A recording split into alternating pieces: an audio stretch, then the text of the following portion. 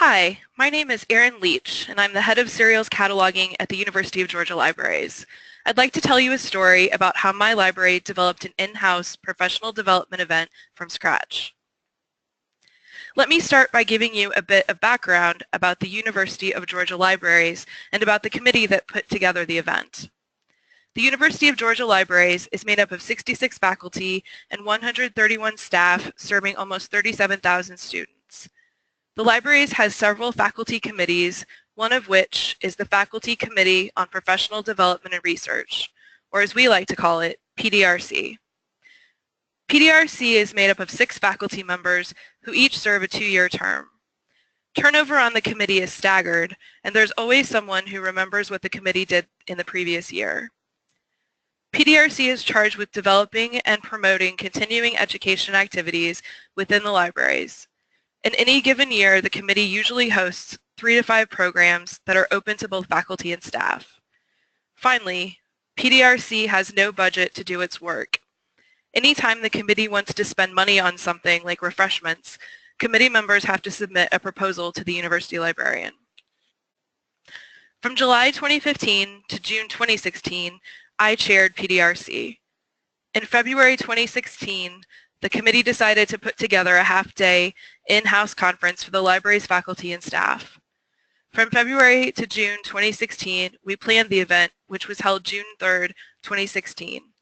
The format of the in-house conference was a keynote speaker, 2 panel discussions, 4 lightning talks, and a no-conflict poster session that had 3 posters. So what did we do to make our dream a reality, and how did we do it? Our task list broke down into 6 areas. First, we had to coordinate with presenters. This included sending out the call for proposals, vetting proposals, and answering any questions the presenters might have had. Second, we had to recruit a keynote speaker. This included identifying potential speakers and contacting them to gauge their availability and interest. We ended up settling on a professor from the University of Georgia's Center for Teaching and Learning. We also coordinated paying the keynote speaker a small honorarium, which required budget approval from the university librarian. Third, we had to publicize the event. This included sending emails out to the library's listserv, printing flyers to hang at various library branches, and printing programs for the event. Fourth, we had to purchase and serve refreshments. This included submitting a budget proposal to the university librarian. Once approved, refreshments were purchased, and on the day of the event, the committee set up, served, and cleaned up refreshments.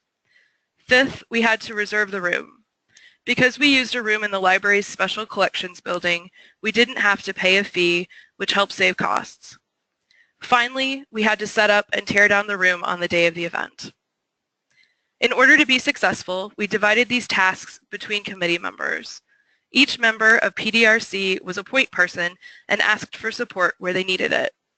We also met monthly to discuss the conference and to set deadlines for tasks and benchmarks for success. The timeline for planning the event was quite short. The committee decided that it wanted to hold the event in February, and we were finished with everything by mid-June. This is why spreading out the work and staying in constant communication about deadlines and expectations was so important. We learned a few things from the first in-house conference. First, start the planning process earlier. While we received a sufficient number of proposals during the call for proposals period to fill the half-day, committee members believed that we would have received more proposals if we'd given people more time to prepare. And while we were at capacity in the space that we reserved, we also believed that we would have had more attendees if we had given people more time to plan to attend the event. Second, think bigger. Because of the overwhelmingly positive response that the committee received, PDRC members believed that a subsequent event could be both longer and be held in a larger space. The committee made an intentional decision to keep the event small during the first year, but the hope is to expand it in subsequent years. Also, PDRC decided that while we were able to stretch the small amount of money we proposed for refreshments, it would be smarter in subsequent years to ask for more money in order to offer more choices and to feed a larger number of people.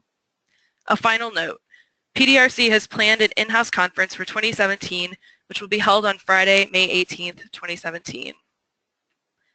Hopefully my story has given you the confidence to think about hosting an event of your own. You're welcome to contact me at my email address, eleach@uga.edu, or if you're a Twitter user, you can find me there at Erin A. Leach. Also, I'll be in the discussion forums on Thursday, May 11th at 4:30 p.m. EDT. I hope to see you there.